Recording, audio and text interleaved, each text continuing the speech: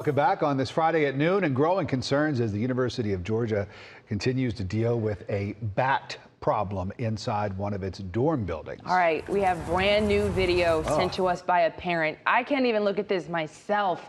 So if you're not looking yet, we're showing you all the bats. UGA officials confirmed with us today that pest control experts found 25 to 30 bats congregating in the rafters of a rooftop space in the Oglethorpe House residence hall. Now, we've been showing you these pictures up till now, right? 1 or 2 bats. Again, 25 to 30 of them congregating together. That's the real situation. So that's an area, it's a mechanical area. It's locked.